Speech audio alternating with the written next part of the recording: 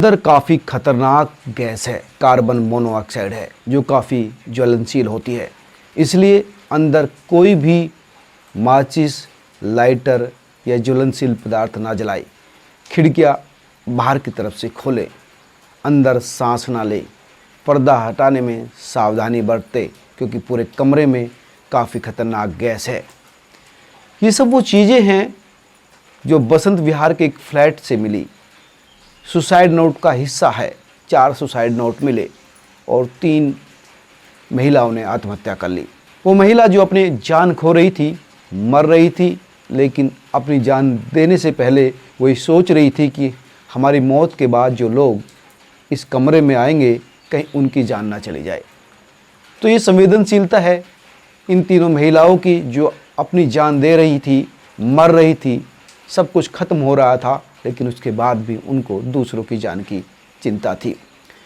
लेकिन सबसे महत्वपूर्ण बात दोस्तों ये है कि ये समाज किस तरह से का हो गया है। दरअसल पुलिस सूत्र बता रहे हैं, दिल्ली पुलिस का कहना है कि ये महिलाएं कई महीनों से सुसाइड की तैयारी कर रही थी और इसी वजह से उन्होंने इस पूरे फ्लैट को बिल्कुल पैक कर दिया था। रोशनदानों पर, खिड़कियों पर, वेंटिलेशन के हर उस जगह पर जहाँ से फ्रेश हवा, ऑक्सीजन जीवनदायिनी आ सकती थी, उसको रोका जा सके। पॉलीथीन से उसको पैक कर दिया था। काफ़ी दिन से डिप्रेशन में था।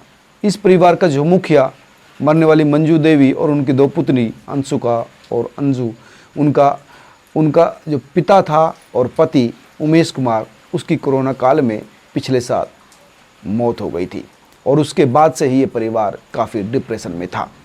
जाहिर है दोस्तों, बहुत सारे परिवार, लाखों लोगों ने इस जो पिछला पीरियड गया अपनों को खोया है।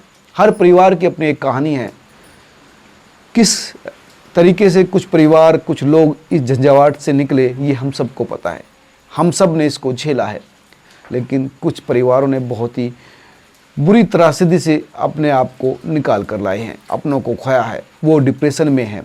कई परिवार की इस तरह की घटनाएं सामने आई है और अब ये घटना है कि उमेश श्रीवास्तव जो चार्टर्ड अकाउंटेंट थे, उनके जाने के बाद ये परिवार भावनात्मक रूप से और आर्थिक रूप से काफ़ी कमज़ोर हो गया था। एक तो जो पुलिस सूत्र बता रहे हैं कि इस परिवार के पास 2 फ्लैट थे, एक तो यही 207 फ्लैट और एक दूसरा, उसको ही इन्होंने रेंट पर चढ़ा रखा था जो दूसरा फ्लैट था, लेकिन वो भी छोड़ दिया गया था। तो इकोनॉमिक कंडीशन भी इनकी कमज़ोर थी। घर में काम करने वाली जो महिला है उसका भी ये कहना था कि आर्थिक रूप से कमज़ोर हो गए थे और कई बार वो अपनी जो सैलरी के पैसे हैं वो भी इनसे मांग रहे थे, लेकिन उनके पास नहीं थे।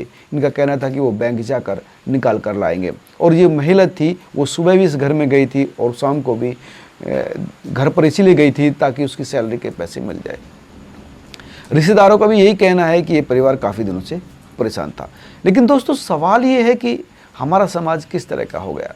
हमारे समाज में अगर कुछ इस तरह के लोग हैं जो परेशान हैं, जिनकी आर्थिक स्थिति ठीक नहीं है, जो उद्वेलित हैं, विचलित हैं, और क्या समाज का ये हक नहीं बनता कि इस तरह के लोगों की हेल्प की जाए।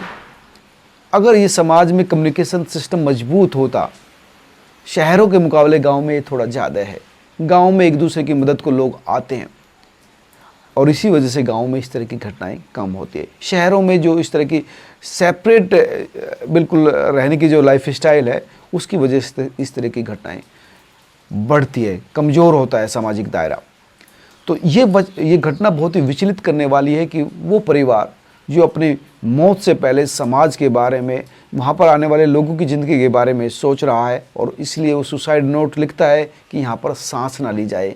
ज्वलनशील गैस है, यहाँ पर कार्बन मोनोऑक्साइड है, अगर आप सांस लेंगे तो आप बेहोश हो सकते हैं, अगर आप आग जलाएंगे तो आप आग पकड़ी जा सकती है, क्योंकि वहाँ पर गैस चालू थी। 3 अंगीठियों से धुआं हो रहा था। इस परिवार ने धुआं करा 3 अंगीठियों से और उसके बाद दम घुटने से इस परिवार की मौत हुई।